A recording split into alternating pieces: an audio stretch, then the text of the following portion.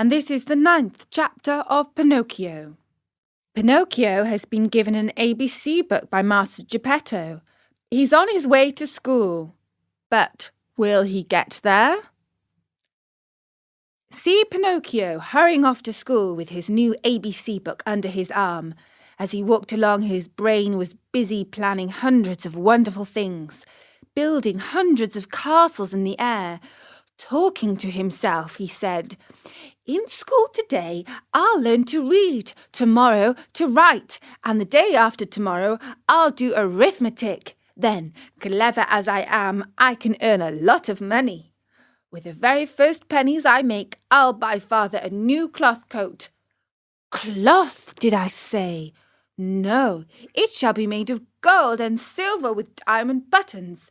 That poor man certainly deserves it, for, after all, isn't he in his shirt sleeves because he was good enough to buy a book for me?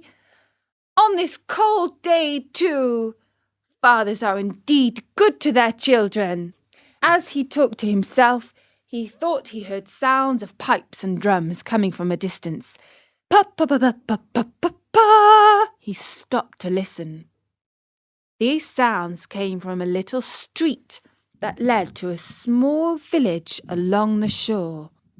What noise can that be? What a nuisance that I have to go to school otherwise.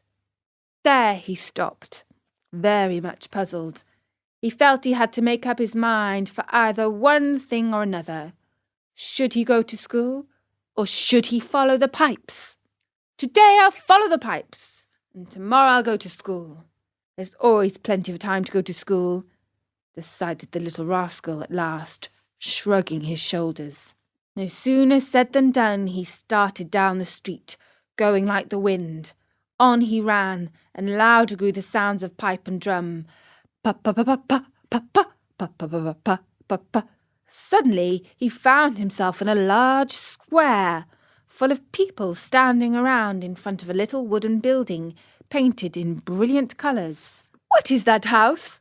Pinocchio asked a little boy near him. "Read the sign and you'll know." "I like to read, but somehow I can't today." "Oh, really? Then I'll read it to you. Know then that written in letters of fire, I see the words, 'Great Marionette Theatre.'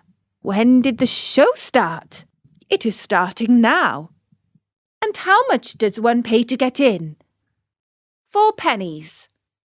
Pinocchio, who was wild with curiosity to know what was going on inside, lost all his pride and said to the boy shamelessly, "Will you give me 4 pennies until tomorrow?" "I'd give them to you gladly," answered the other, poking fun at him. "But just now I can't give them to you. For the pride of 4 pennies I'll sell you my coat." "If it rains, what shall I do with a coat of flowered paper? I could not take it off again." "Do you want to buy my shoes? They are only good enough to light a fire with." "What about my hat?" "Fine bargain indeed. A cap of dough. The mice might come and eat it from my head."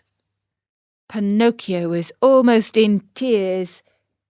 He was just about to make one last offer, but he lacked the courage to do so. He hesitated. He wondered. He could not make up his mind. At last he said, "Will you give me 4 pennies for the book?" "I am a boy, and I buy nothing from boys," said the little fellow with more common sense than the marionette.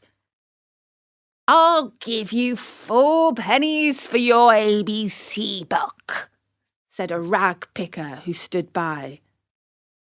Then and there the book changed hands, and to think that poor old Geppetto sat at home in his shirt sleeves, shivering with cold, having sold his coat to buy that little book for his son. So impulsive Pinocchio has sold his master's book so he can go to the puppet theatre. Let's hope it's a good show.